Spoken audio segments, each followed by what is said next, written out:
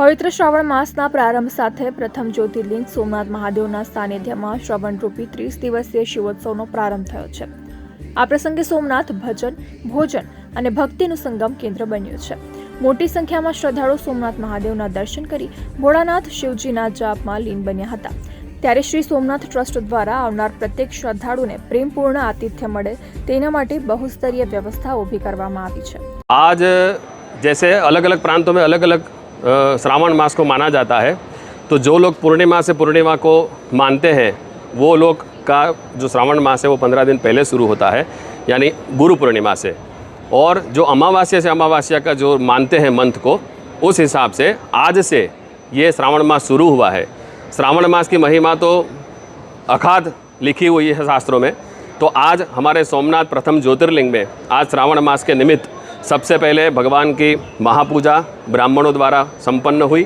बाद में भगवान शिव जी की सबसे पहली ध्वजारोहण सोमनाथ ट्रस्ट द्वारा किया जाएगा। उसके बाद में 1.25 लाख बिल्वपत्र का पूजन शुरू होगा। उसके बाद में पालकी यात्रा शुरू होगी। और जो हम पाग पूजा करते हैं, पाग पूजा की विशेष रूप में इस बार सोमनाथ ट्रस्ट की ओर से व्यवस्था की गई है, जिसकी पालकी यात्रा की जाएगी और भक्तजनों को इसका लाभ मिलेगा। साथ ही साथ में महामृत्युंजय यज्ञ विश्व कल्याण के लिए और प्राणी मात्र के कल्याण के लिए महामृत्युंजय यज्ञ का आरंभ होगा, जो पूर्ण मास तक चलता रहेगा।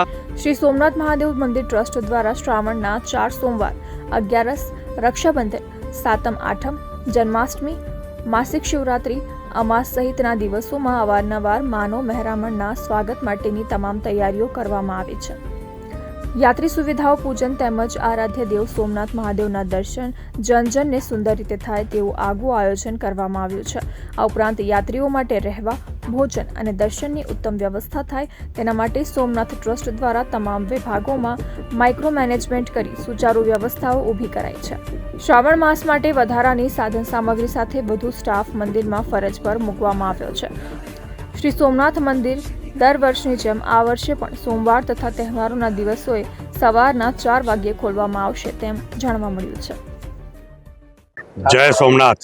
આજે પવિત્ર શ્રાવણ માસનો પ્રથમ દિવસ સોમનાથ ટ્રસ્ટ દ્વારા ટ્રસ્ટના માનનીય ટ્રસ્ટી શ્રી જેડી પરમાર સાહેબ, માનનીય સચિવ શ્રી યોગેન્દ્ર દેસાઈ સાહેબના હસ્તે આજે પ્રથમ ધ્વજારોહણ ટ્રસ્ટ દ્વારા કરવામાં આવશે।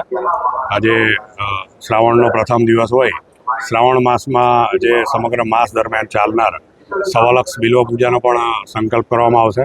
ખાસ કરીને સામાન્ય માણસો પણ મંદિરમાં હવનનો લાભ લઈ શકે તે માટેનો જે મહામૃત્યુંજય યજ્ઞ છે એનો પણ આજે પ્રારંભ કરવામાં આવશે। આજે પ્રથમ દિવસે જ ભગવાનને ઓમ અને પુષ્પનો વિશેષ શૃંગાર કરવામાં આવશે। શ્રાવણના 30 દિવસ ભગવાનને અલગ અલગ અને વિવિધ શૃંગારો કરવામાં આવશે।